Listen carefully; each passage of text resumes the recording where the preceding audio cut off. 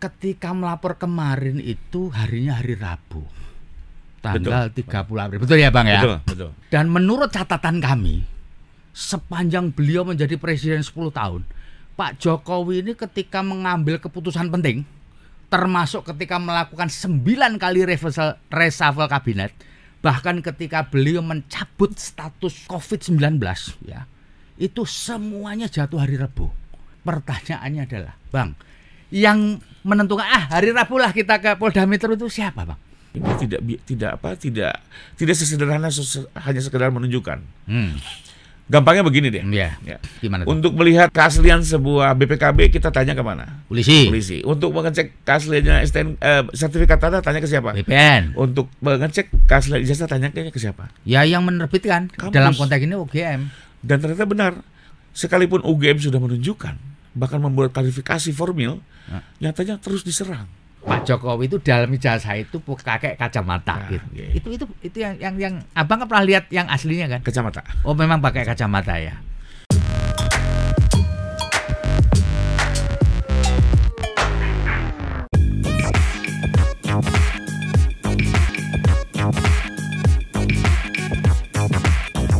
Assalamualaikum warahmatullahi wabarakatuh.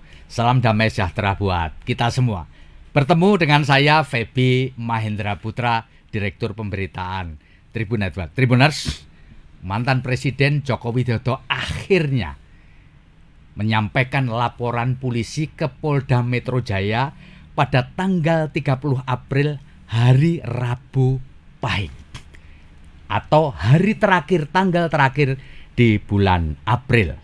Dan tentu saja ini menjadi sebuah kejutan karena selama ini Pak Jokowi tidak melakukan upaya hukum apapun dalam menghadapi tudingan penggunaan ijazah palsu Fakultas Kehutanan Universitas Gadjah Mada di Yogyakarta. Dan ini merupakan sesuatu yang barangkali ke depan nanti akan menarik buat kita semua dan masyarakat. Dan untuk ngobrolin hal itu, saya telah bersama dengan satu di antara 4 penasihat hukum boleh atau kuasa hukum dari Pak Jokowi. Beliau adalah Pak Rifai Kusuma Negara.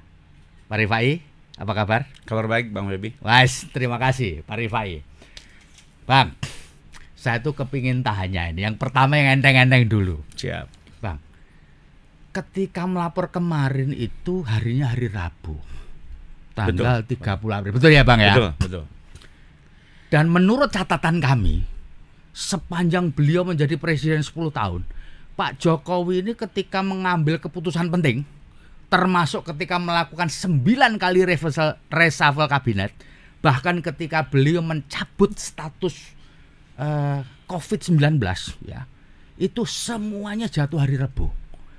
Pertanyaannya adalah, Bang, yang menentukan hari Rabu lah kita ke Polda Metro itu siapa, Bang? Oke, jadi memang ini menarik. Sekembali beliau dari Vatikan, itu memang kami terus komunikasi. Kapan rencana laporan ini diajukan? Waktu itu kami koordinasi dengan Mas Syarif, ajudan beliau. Itu di hari Selasa. Di hari Selasa ya Bang? Berarti di hari Senin. Oh, hari Senin. Berarti hari Selasa itu adalah tanggal 29, berarti Seninnya tanggal 28. Betul. Jadi masih ada pilihan Selasa atau Rabu. Atau bahkan Bapak kembali dulu ke Solo, baru kembali lagi untuk membuat laporan. Tapi akhirnya setelah didiskusikan, Mas Syarif bilang sepertinya hari Rabu karena Bapak sukanya hari Rabu. Dan betul, kami mendapat instruksi hari Rabu pukul 9 untuk ke Polda Metro. Oh begitu ya. Betul. Jadi memang Pak Jokowi yang menentukan hari Rabu pukul 09. Betul. 00 WIB ya. Betul. Karena memang betul yang kita tahu sih Pak Jokowi senang hari Rabu karena beliau lahir Rabu Pon. Betul. Ya. Tapi waktu itu sempat disebutkan penanggalan Jawanya nggak Pon itu ada nggak? Pokoknya Rabu gitu.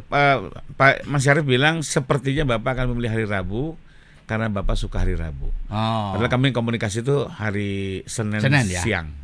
Jadi masih ada kemungkinan di Selasanya atau di hari kembali dari Solo misalnya. Oke. Bang, saya kepingin tahu bagaimana ceritanya sampai Bang Rifai Kusuma Negara termasuk Bang Yaakob Hasibuan ya, betul, sebagai bagian dari tim betul, penasihat hukum atau kuasa hukum itu terlibat di dalam masalah ini, Bang. Oke. Jadi sebenarnya kami ini sudah sejak Desember 2023. Desember 2023. Betul. Ditugaskan oleh Pak Jokowi untuk menangani gugatan perdata terkait tuduhan ijazah palsu di PN Jakarta Pusat. Ya. Ya, jadi kami memang sudah lama menangani ini. Sekalipun waktu itu memang perintah yang diberikan kepada kami hanya sekedar menghadapi gugatan. Gugatan perdata di Pengadilan Negeri Jakarta Pusat. Jakarta Pusat ya. Karena sebenarnya waktu itu kan juga ada opsi-opsi yang kita sampaikan. Bang, sebentar Bang. Okay. Yang gugat siapa Bang waktu itu? Yang gugat dari Bang Egy Sujana dan kawan-kawan, tim pengacaranya. Iya. Teman-teman dari TPUA, tim itu yang menggugat, dan yang digugat juga cukup banyak waktu itu. Ada, siapa aja Bang? Ada Ketua MPR, ada KPU, ya, ada berbagai pejabat. Jadi termasuk Pak Jokowi. Termasuk Pak Jokowi. Nah, ya digugat bahwa penggugat ini meyakini ijazah Pak Jokowi palsu dan kenapa kok diloloskan dalam seleksi maupun pemilihan presiden. Begitu. Intinya begitu. Okay. Nah, kemudian hasil dari gugatan itu gimana Bang? Ya, gugatan itu dinyatakan tidak memiliki legal standing, ya, sehingga pengadilan merasa untuk tidak melanjutkan perkara itu. Ya.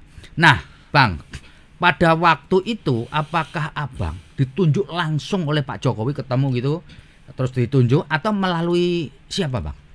Betul, kami jadi gini, waktu itu sebenarnya Pak Jokowi itu menunjuknya tim Pak Otto Hasibuan. Pak Otto Hasibuan ya. Saat itu kan Pak Otto masih berpraktek ya, belum menjadi Jadi menteri. waktu itu Pak Otto belum menjadi pejabat publik. Belum. Ya. Nah, jadi waktu itu karena Pak Jokowi dengan Pak Otto itu sama-sama di UGM sebagai alumni. Alumni UGM ya. Waktu itu Pak Otto kalau nggak salah ketua alumni Fakultas Hukum. Ya, mereka berinteraksi dan mempercayakan untuk ditangani oleh Pak Otto, karena Pak Otto juga alumni UGM, paling dia tahu birokrasi di dalam UGM seperti apa kan begitu. Nah, akhirnya dibentuk tim. Nah, saya sih kebetulan dalam banyak perkara bergabung dengan Pak Otto dan saya diminta untuk coba bantu bergabung. Saya ikut bergabung menghadapi gugatan itu dan sampai saat ini. Cuma karena sekarang Pak Otto sudah menjadi wakil Menko, betul, bidang hukum, HAM, imigrasi dan pemasyarakatan. H2 IMIPAS sebenarnya. Jadi beliau memang sudah saat dilantik beliau sudah mengajukan cuti berpraktek. Ya, karena ini memang kewajiban dari advokat pada saat menjadi pejabat dia harus cuti berpraktek. Dan kalinya ini amanah ini dilanjutkan oleh kami. Termasuk oleh Pak Yaakob sebagai putranya Pak Otto. Betul. Selain putra Pak Otto, memang Pak Yaakob juga sudah terlibat dari 2 tahun yang lalu. Oh begitu ya? Betul. Bang, boleh dong cerita bagaimana interaksi selama ini Abang dengan Pak Jokowi, kan tentu pernah berinteraksi langsung ya Bang? Betul. Ya, bisa cerita Bang interaksinya gimana Bang? Ya, beliau itu memang orangnya. Jadi waktu interaksi beliau masih jadi presiden kan waktu pertama? Betul. Saat pertama menjadi presiden dan kemarin-kemarin juga kami kan diminta untuk datang ke Solo, bertemu juga di Jakarta. Ya, beliau orangnya sebenarnya sih kalau saya lihat tidak mengharapkan ya persoalan itu menjadi besar. Ya, orangnya sangat orangnya berwibawa, tenang. Ya, saya lihat juga berpikirnya simpel gitu ya. Coba memang keadaan terakhir ini sudah kita lihat agak lain gitu ya. Karena sebenarnya kami sebagai advokat dari 2 tahun yang lalu sudah memberikan hak hukum Bapak kalau sudah ngasih saran ya. Betul. Kami sebagai advokat harus memberikan pandangan hukum. Ya. Jadi apa waktu itu Bang? Kalau digugat seperti ini ada pilihan juga, bisa kita gugat balik. Ya. Karena ini sudah terkait dengan pencemaran. Ada juga hak hukum Bapak untuk melapor secara pidana. Nah, tapi Pak Jokowi bilang udahlah. Saya udah, ini yang penting selesai saja, hadapi, nggak ada masalah kok Mas Rif. Dan kami juga memang lihat ijazah itu ada gitu loh. Bahkan mohon maaf waktu itu Pak Pratikno itu bilang ke Pak Jokowi, Pak ini ijazahnya apa, dikasih aja ke sidang kita tunjukkan.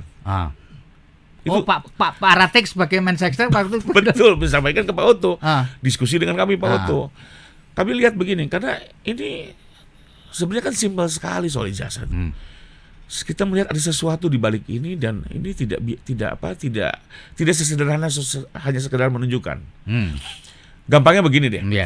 Gimana? Untuk melihat keaslian sebuah BPKB kita tanya kemana? Polisi. Untuk mengecek keasliannya sertifikat tanah tanya ke siapa? BPN. Untuk mengecek keaslian ijazah tanya ke siapa? Ya yang menerbitkan. Kampus. Dalam konteks ini UGM. Dan ternyata benar, sekalipun UGM sudah menunjukkan, bahkan membuat klarifikasi formil, nyatanya terus diserang. Fotonya dipersoalkan, fontnya dipersoalkan. Beliau mau pakai font apapun kan sebenarnya nggak ada persoalan. Kenapa kita mengkritik sesuatu yang tidak perlu? Karena memang kita lihat tujuannya sejak awal, sejak 2 tahun yang lalu kami lihat ini tidak sesimpel seperti yang ingin mereka tanyakan. Bahkan sekarang berkembang lagi, lari ke skripsinya. Setelah dari skripsi ada lagi gugatan ijazah SMA di Solo.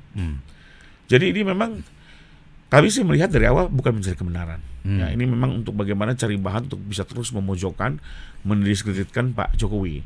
Karena kami melihat ini bisa merugikan Pak Jokowi, makanya dari dulu kami sarankan untuk tidak usah ditunjukkan. Tapi pada waktu itu Pak Jokowi tidak berkenan ya, tidak mau ya. Tidak. Untuk melakukan upaya hukum misalkan lapor balik. Ya, nggak mau. Itu pun juga nggak mau. Sudahlah, yang penting hadapi saja. Baik-baik, kasih penjelasan pada masyarakat, dia bilang itu. Bahkan waktu itu kalau perlu tunjukkan. Bahkan beliau bilang kemarin juga kalau memang perlu proses hukum tunjukkan saja. Jadi sebenarnya nggak ada hambatan apapun dari Pak Jokowi sendiri untuk menunjukkan, misalkan polisi minta tahu, tunjukkan kepada kami. Kemarin kami bawa semua. Oh gitu ya. Waktu kemarin kami ke Polda, bahkan beliau tidak hanya bawa ijazah UGM, sampai beliau bawa ijazah SD, SD, SMP, SMA, dan S1. Dan bagusnya semua tidak ada yang dilaminating.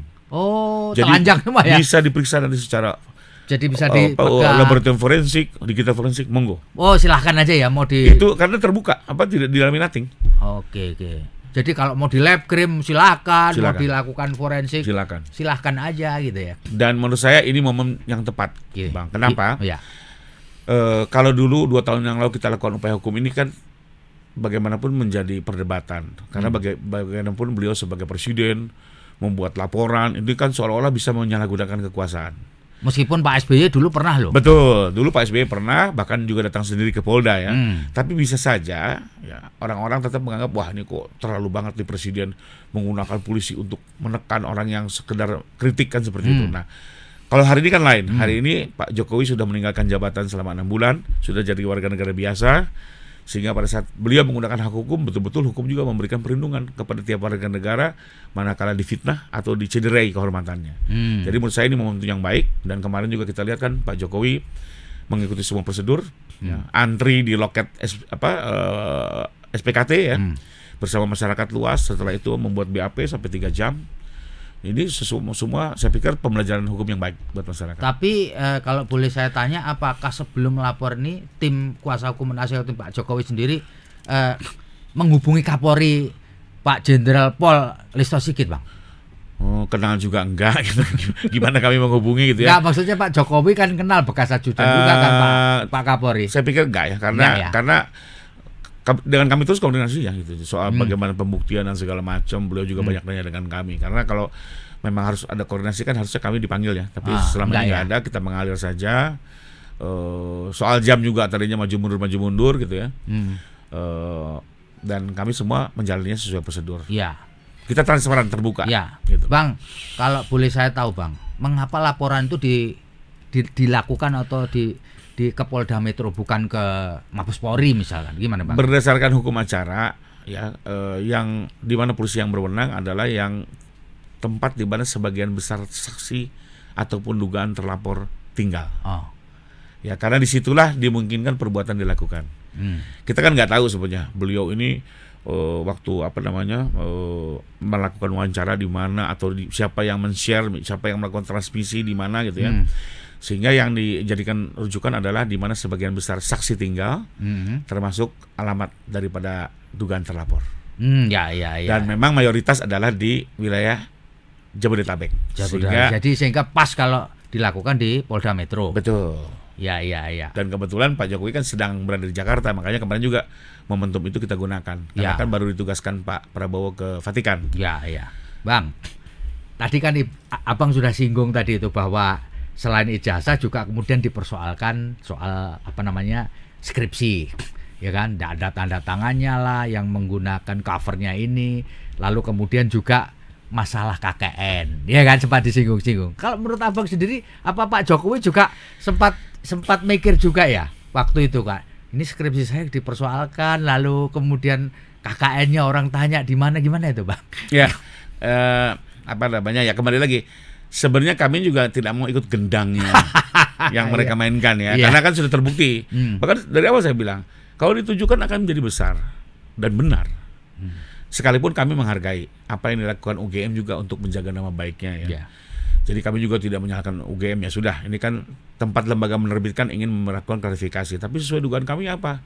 Diserang dan mulai objek beralih ya. Nah, saya diskusikan juga, Pak, ini sudah mulai beralih ke skripsi apa segala macam.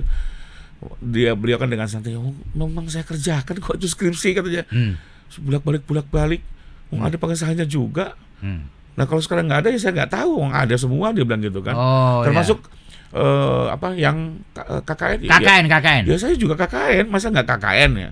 Tapi beliau masih ingat. Sampai beliau ya udah, nanti saya coba kumpul lagi datanya, saya ingat lagi deh. Kumpulin semua datanya kalau sampai nanti ditanyakan. Karena saya bilang, Pak, mau tidak mau, bisa saja nanti penyidik akan mengkonfirmasi. Ya sudah, nanti saya cari-cari lagi tempatnya di mana ya itu barang-barangnya. Beliau juga bilang seperti itu ya. Tapi intinya adalah kami sarankan untuk dipersiapkan, sekalipun juga kita berharap penyidik jangan terus terbawa gendang mereka, karena nanti berputar terus, Pak. Nggak ada habis-habisnya gitu ya. Apalagi ada yang bilang kalau skripsi palsu, ijazah pasti palsu. Itu kan logika sesat. Ya. Kalau menurut Abang gimana? Harusnya logikanya itu gimana? Gini, Bang. Saya kasih ilustrasi. Untuk bikin SIM butuh KTP ya, sebagai syarat. Kalau KTP-nya palsu, apakah SIM-nya palsu? Belum tentu ya. Itu logika sederhana ya. Sekalipun misalnya skripsi ini misalnya ada persoalan yang tidak sempurna, misalnya tidak itu sempurna. juga tidak serta-merta, karena kan ada batasan penilaian yang membuat ini layak untuk dijadikan sarjana atau yang tidak, gitu ya.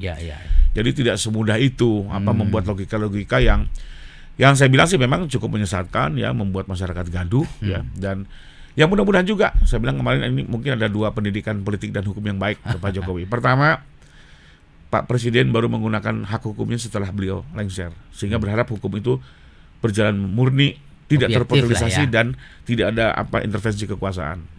Kedua, pelajaran hukum yang penting adalah di era kebebasan demokrasi, di era digital informasi ini, atau disebut era post-truth ya, maka mungkin hukumlah yang harus menjadi batasan.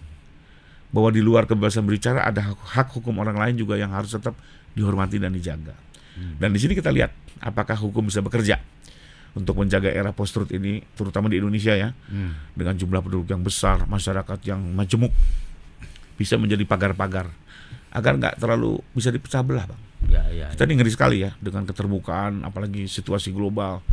Kalau semua bisa melempar sampah informasi, lama-lama terprovokasi, gitu ya. Jadi mudah-mudahan dari proses hukum ini kita bisa memetik pelajaran. Oke, Bang. Tadi Anda sudah menyampaikan pandangan-pandangan hukum. Di luar pandangan hukum, sebenarnya ini apa sih, Bang?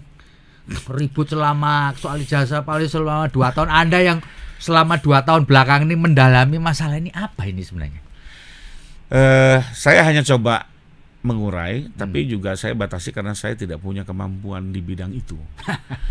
Jadi saya lihat memang ini sudah upaya untuk mempolitisasi. Dengan tujuan, memang ada tujuan besar juga, ada tujuan jangka pendek juga ya. Tujuan jangka pendeknya mungkin ya menghancurkan kredibilitas Pak Jokowi ya. Tapi juga ada agenda besar di belakangnya, kita juga nggak tahu apa. Tapi karena saya melihat ini sudah tidak lagi hukum murni, tidak lagi orang mencari kebenaran atau keadilan, maka memang saya rekomendasikan ya kita coba jalankan proses hukum, kita kawal, bahkan kita uji apakah di negara hukum ini betul-betul hukum bisa menjadi penjaga demokrasi, ya, penjaga kebebasan informasi. Nah, ini kita perlu ya mungkin kita uji dari sini. Ya. Bang, selama menangani persoalan ini sejak Desember tahun 2023, lama juga kan. Apakah Abang pernah melihat bahwa Pak Jokowi begitu kecewanya, begitu downnya dengan persoalan yang nggak selesai ini, atau biasa aja? Saya sih lihat beliau biasa saja, nggak sampai kecewa sekali. Sekalipun kemarin sempat beliau ya ini kok nggak berhenti gitu ya. Gitu ya. Kayaknya juga saya perlu ada batasnya. Sempat kan beliau dia ada bilang, batasnya juga. Dia bilang begitulah cukup, ya. Terus kemarin juga beliau cukup prihatin pada saat UGM jadi diserang, Pak. Oh iya, karena sebenarnya nggak ikut-ikut lah istilahnya. Betul, itikadnya baik gitu ya. Alma mater beliau juga kan. Ya? Tahu kan sekarang diserang. Betul. Kenapa kok skripsi begini diloloskan? Ya. Bahkan sampai fotonya itu dibuat pakai aplikasi apa, seolah-olah ini ijazah sepupunya kan. Iya. Ya, kembali lagi, menurut saya mungkin kalau sudah seperti ini, daripada terus gaduh di publik, kita bawa ke ranah hukum, biar jelas, gamblang, terukur. Bang, tapi sebenarnya kan Abang pernah melihat ijazah yang benar ya Bang, yang tidak dilaminating. Emang di ijazah itu Pak Jokowi fotonya pakai kacamata, Bang? Betul kan, selama ini yang beredar di luaran, entah benar atau tidak, ijazah itu dikesankan di dalam ijazah, entah punya siapa ya nggak tahu ya.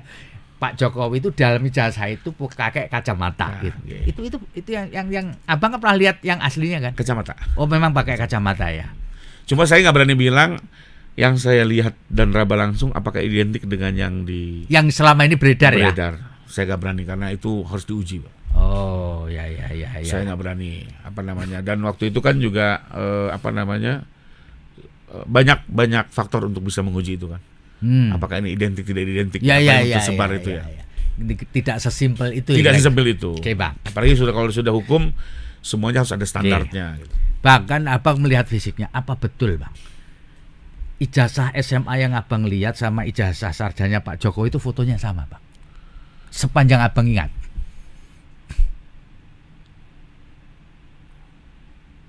Enggak ya? Beda ya? Beda. Bahkan yang saya ingat, saya tuh agak lupa ya fotonya kan banyak ya. Yang saya ingat tuh waktu yang saya tertarik justru foto SD-nya. Karena rupanya waktu saat SD Pak Jokowi agak gemuk. Oh, gemuk ya, enggak kurus seperti kan. Enggak kurus seperti ini. Saya berbicara, Pak, ternyata Bapak waktu muda cabi juga. Beliau senyum-senyum.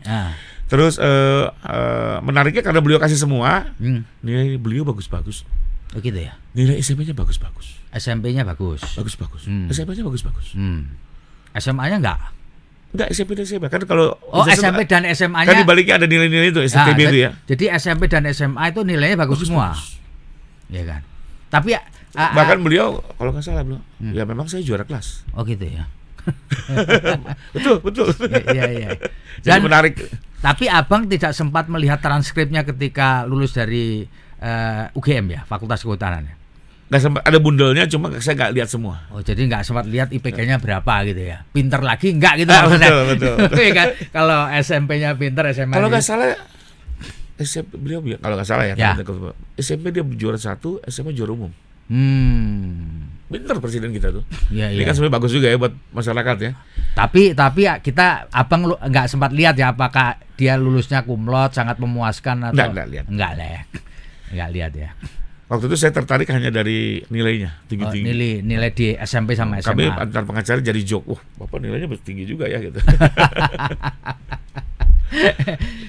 Bang, saya ini nggak mau tanya soal berapa Abang dapat honor, tapi Abang dihonor sebagai pengacara profesional kan? Betul.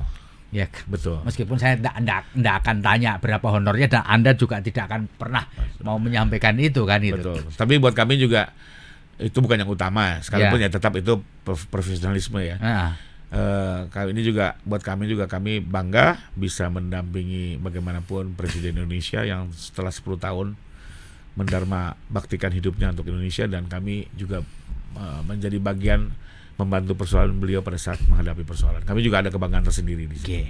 Bang, sepanjang setelah Pak Oto jadi pejabat publik nih, jadi Wamenko, apakah juga sempat ikut ya cawe-cawe lah di dalam perusahaan ini setelah beliau mundur, ya kan? Jadi pengacara kan harus mundur kan?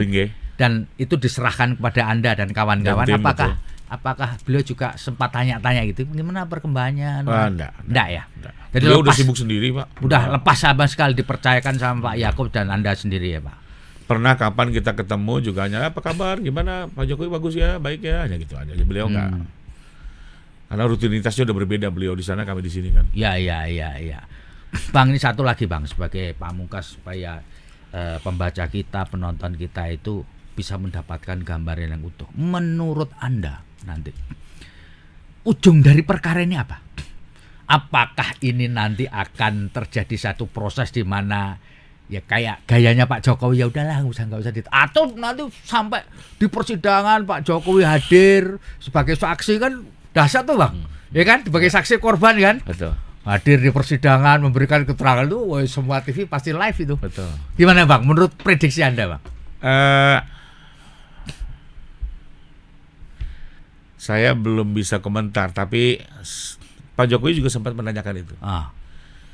Beliau tanya kepada tim, kalau nggak salah seminggu sebelum pada saat kami laporan di di restoran di Menteng. Beliau tanya ini, oke, laporan polisi persiapkan, tolong alat bukti kumpulkan, tapi saya mau tanya, misalnya dalam proses mereka ini minta maaf. Gimana ya menurut hukum? Bisa nggak? Lalu saya sampaikan, Pak, pertama ini delik aduan. Delik aduan itu bisa dicabut sewaktu-waktu. Kedua, kalaupun ada undang-undang ITE di sini kan juga ada delik yang non aduan. Jadi ada aduan dan ada yang non aduan. Sekalipun ada yang non aduan, Indonesia ini menganut sistem restoratif justice, di mana dimungkinkan terjadinya perdamaian sepanjang mereka ini menyesali perbuatannya dan meminta maaf secara terbuka. Oh bisa ya? Bisa Pak. Jadi beliau sempat tanya juga. Beliau sempat tanya juga. Jadi saya lihat sih beliau cukup bijak ya. Ya mudah-mudahan kalau memang sekarang biarkan dulu terbuka ya. Mana yang palsu dan tidak palsu jelas. Karena ini harus diuji. Kita ingin juga jangan jadi isu liar. Nah setelah juga teruji bahwa itu asli, mudah-mudahan teman-teman yang selama ini bersuara keras juga tersadarkan dan mungkin meminta maaf ya. Apa salahnya kalau memang Pak Jokowi membuka pintu itu kan ya.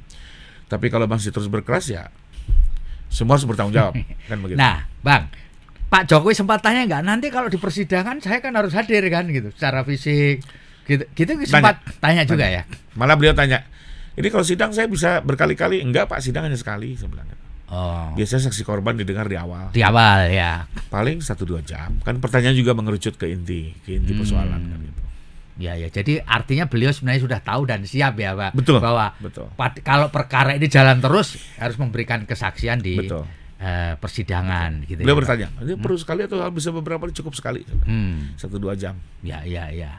Mantap. Bang, ini saya minta Abang memberikan closing statement lah buat penonton kita Bang. Closing statement, silakan Bang. Ya, oke. Ya, pertama saya mengharapkan dukungan dari teman-teman pemirsa dari Tribun untuk paling tidak kita mendukung mengawal proses hukum ini agar berimbang, independen dan transparan ya. Karena kami juga ingin dari proses hukum ini kita bisa belajar bagaimana menggunakan hak kebebasan berbicara, tapi juga dengan tetap ada batasan-batasan untuk menghargai hak-hak pihak lain. Apalagi beliau ini orang yang bagaimanapun setelah 10 tahun bekerja untuk Indonesia dengan segala kelebihan dan kekurangannya, tentu bagaimanapun perlu kita hargai. Karena kalau sampai betul-betul Presiden Indonesia ternyata punya ijazah palsu, ini bukan jadi isu nasional, bahkan juga jadi tertawaan masyarakat internasional kan begitu. Jadi saya pikir ya kita sama-sama kawal perkara ini agar bisa berjalan dengan sesuai harapan kita semua. Itu aja. Terima kasih Bang. Sami-sami ya Bang. Rifai Kusuma Negara, kuasa hukum dan penasihat hukum dari Pak Jokowi. Moga-moga obrolan kita membawa manfaat dan bisa menjadi referensi bagi kita semua dalam mengikuti perkembangan. Saya Febi Mahendra Putra pamit undur diri. Assalamualaikum warahmatullahi wabarakatuh. Salam damai sejahtera buat kita semua dan tetaplah bahagia. Download Tribun X sekarang, menghadirkan lokal menjadi Indonesia.